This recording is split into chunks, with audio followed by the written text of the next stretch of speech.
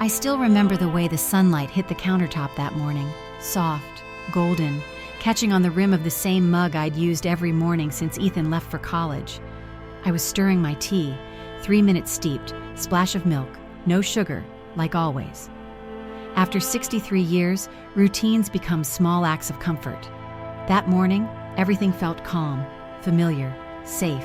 Ethan was sitting across from me, tapping his fingers against his coffee cup, his eyes darting to his phone every few seconds.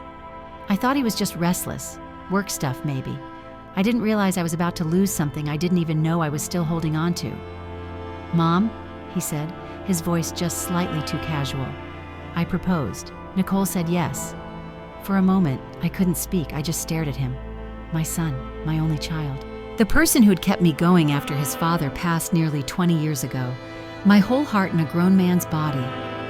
"That's wonderful," I finally said, my voice catching. "Oh, honey, I'm so happy for you both." And I meant it. I meant every word. In those first seconds, I saw it all unfold in my mind, the flowers, the vows, the music swelling as they walked down the aisle. Not just their wedding, but our moment, a full circle kind of joy. For years, I had built dream weddings for other people, clients, brides, families. 35 years of planning magic in barns and ballrooms across Massachusetts. I had left the business quietly 5 years ago, thinking my work was done. But now I thought, maybe I'd get to create one more, the most meaningful one of all. "I already have some ideas," I said, laughing gently. Not to take over, of course, just to help if she wants it. "I've still got my book of contacts, florists, venues, dressmakers." Ethan smiled, but it didn't quite reach his eyes. He looked away for a moment. "Actually," he said slowly, "Nicole kind of already has a vision. She's into modern minimalist stuff. She's following this planner from LA who does these super cool TikTok weddings. She's already thinking of reaching out."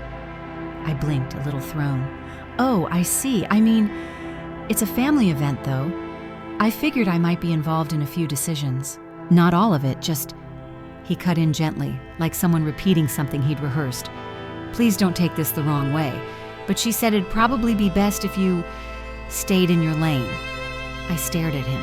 Those words didn't register at first, not fully. "Stayed in my lane?" I repeated, trying to smile, trying to laugh like maybe it was a joke, something taken out of context, but he just nodded. "She just wants to avoid confusion. You know how she is." Yes, I knew exactly how she was. And just like that, the warmth I'd felt minutes earlier drained out of the room. My son had chosen his words. Or maybe worse, he hadn't. Maybe he was just repeating what someone else had told him, without thinking of how it might feel to hear it from the mouth of the one person you raised, protected, loved more than anything. I didn't argue. I didn't cry. I just smiled, too wide, too forced, and stood up to rinse out my cup. "If that's what she wants," I said softly, "then I'll stay in my lane." But in my heart, I whispered something else. They don't know what I'm capable of when I stop showing up on their terms. If you've ever been pushed aside by the people you love most, stay with me. Don't forget to like, subscribe, and share your story in the comments. Someone out there needs to hear it. I told myself not to take it personally. I repeated that line for days after Ethan said it, that awful phrase Nicole had chosen so carelessly. Stay in your lane. I tried to give her grace, as ironic as that sounds. I told myself she was just nervous, overwhelmed by the engagement, and clinging to control. Maybe she didn't mean it to sound so cold. Maybe Ethan just didn't know how to soften the delivery. I wanted to believe that. So I tried. I told myself I'd stay in my lane, yes, but I'd do it gently. I wouldn't disappear. I'd support from the edges. I'd show up the way mothers are supposed to, helpful, warm, never overbearing. The kind of woman who knows how to be present without being loud. A week later, Nicole invited me to a lunch with her mother and a few friends to chat wedding vibes, as she put it in her text. I took it as an olive branch. I wore a soft blouse in blush pink, my best earrings, and I brought a small folder, just a few inspiration boards I'd curated. Timeless color palettes, simple flower arrangements, tips on lighting that photographs well. Nothing showy, nothing pushy. When I arrived at the cafe, they were already seated. Nicole looked up from her phone just long enough to mumble, "Hey," before scrolling again. Her friends gave me tight smiles, then returned to their mimosas. Her mother, Deborah, offered me a handshake like I was a business associate, not the mother of the groom. I sat quietly, waited for the conversation to turn toward planning. When it did, I gently opened my folder. I brought a few ideas, I said, smiling. Just in case you're still deciding on some elements. Nicole didn't even look up. Oh, that's okay, Grace. We're doing something super current, nothing too traditional. She said the word like it tasted bad. One of her friends laughed. We're actually thinking disco balls and neon palms, kind of like this influencer in LA. Have you seen her stuff? I hadn't. I'd spent my career helping couples create moments rooted in meaning, not spectacle. But I smiled anyway, trying to keep my hands from trembling as I closed the folder and slid it back into my purse. Deborah leaned toward Nicole and whispered, not softly enough, "Told you she'd bring something." Nicole just shrugged. I sat through the rest of that lunch nodding, sipping tea, pretending I was fine. Ethan hadn't come. I thought maybe he would. He didn't even text to check in afterward. And that was the moment I began to feel it, not just the exclusion, but the absence, the slow, quiet erasure of my presence in this milestone. They were drawing the outlines of their story, and I was being airbrushed out. Still, I held on. I stopped offering ideas but sent a kind email the next week with a short list of vendors I trusted. Florists, photographers, people I'd worked with for decades. I kept the tone light. Only if it's helpful. Wishing you both a joyful planning process. Love, Mom. No reply. 2 weeks later, I stopped by Ethan's apartment to drop off a box of childhood keepsakes, photos, drawings, his first baseball glove. I thought they might want to use a few in the wedding. Nicole opened the door. "Oh, hey," she said, blocking the entrance with her body. "We didn't know you were stopping by." "I was in the neighborhood," I lied. "Thought you might want these. Maybe for a photo display?" She took the box but didn't look inside. "We're actually doing a slideshow from our phones, more casual." Ethan appeared behind her. He looked tired, worn out in a way I didn't recognize. "You didn't have to come by, Mom," he said, giving me a quick, almost guilty hug. "You could have just left it." I wanted to say hi. "We've got a venue meeting," Nicole said, reaching for her coat. "Oh," I said, "where?" "Downtown rooftop. Very us. Chic, but not stuffy." "It sounds lovely," I replied, ignoring the sting. "Did you look at the Elmwood estate? I know the owners. They do." "It's a bit dated," Nicole interrupted. "We want something. Not mom and dad wedding, you know?" I smiled. "Right, of course." That night I didn't cry. I sat in my kitchen, staring at the thick leather-bound binder that held the wedding fund. My husband and I had started saving after Ethan's 3rd birthday, a little each year. Our plan was always simple. When the time comes, we'll make it count. But I wasn't invited to make anything count.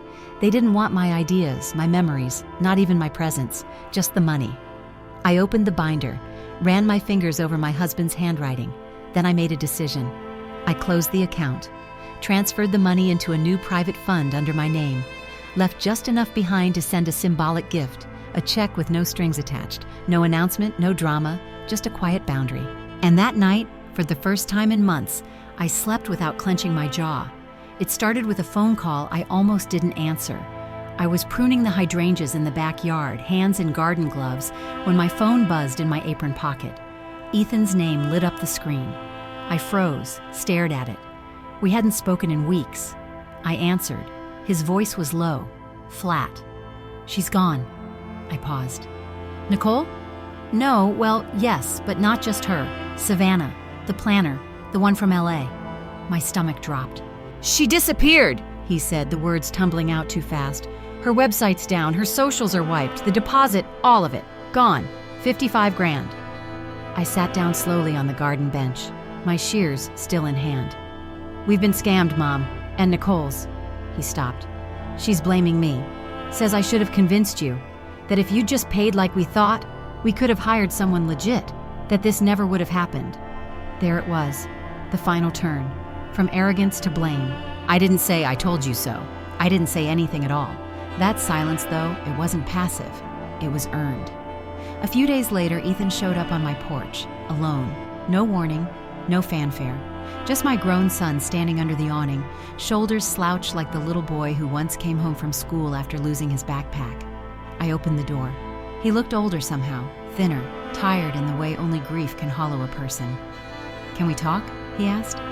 We sat at the kitchen table. I offered tea. He declined. "She's staying at her mom's," he began. "The wedding's off. Technically postponed, but we both know. I nodded. He didn't look at me when he spoke next. She thought you'd pay for the whole thing. I know, I said quietly. He rubbed his face. Why didn't you? I mean, not that you owe us, but I guess we just thought. I wasn't invited to be part of it, I replied, my voice steady. Not the decisions, not the vision, not the conversations, just the bill. He swallowed. She felt like you didn't support her. I looked at him then, really looked.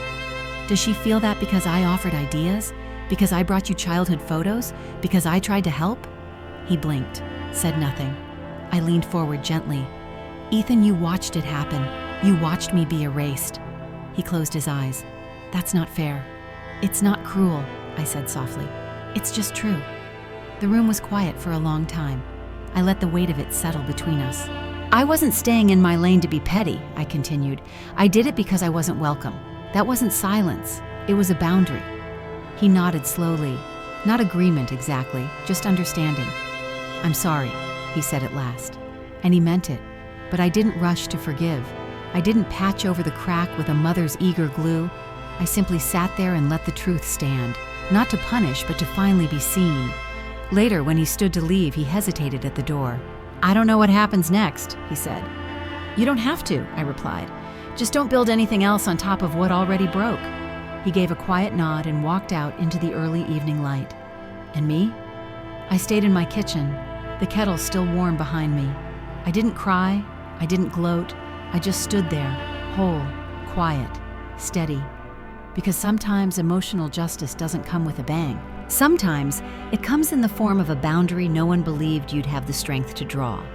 And sometimes it's the silence that finally speaks loudest of all. The house was quiet, but not empty. Not anymore. After everything fell apart, I stopped waiting for an apology to move on. I repainted the hallway a soft sage green. I joined a small book club at the library, never said much, but I listened. I taught a weekend workshop for young brides on tight budgets, not for the money, just to pass along what I knew, what I had lived. I wasn't lonely. I was light, and that was new.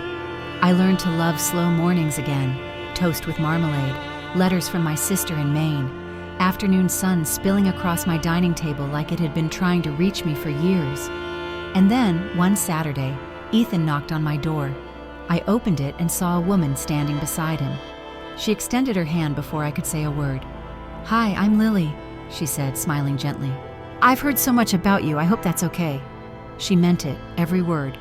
They came in and we sat for coffee. Nothing grand, just small conversation, laughter, real warmth. Lily asked questions about my work, about the weddings I'd planned, about the kind of bride I once was. She didn't try to prove herself, she just listened, the way Nicole never had.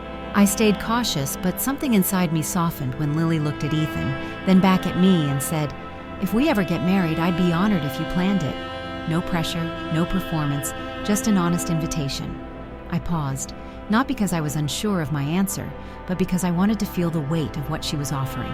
Not a task, not an obligation, a place, a role, a seat at the table I hadn't been allowed to sit at before. I'd love that, I said, and I meant it. Not because I needed to prove my worth, not because I wanted redemption, but because this time it would be real, and I would be seen. We spent the next few weeks sketching ideas on napkins, laughing over coffee, visiting a small garden venue not far from home. Nothing extravagant, just beautiful in its own simple way. And when the time came, Ethan stood at the front of that garden, nerves in his eyes, a quiet smile on his lips. He looked at me before Lily walked down the aisle and mouthed, "Thank you." I nodded, not because he owed me anything, but because I'd already let go. I had stayed in my lane, and somehow it led me right back to love. Not the loud kind, not the kind that asks for proof or perfection, just the kind that welcomes you home when you finally found your peace. Thank you for listening to Grace's story.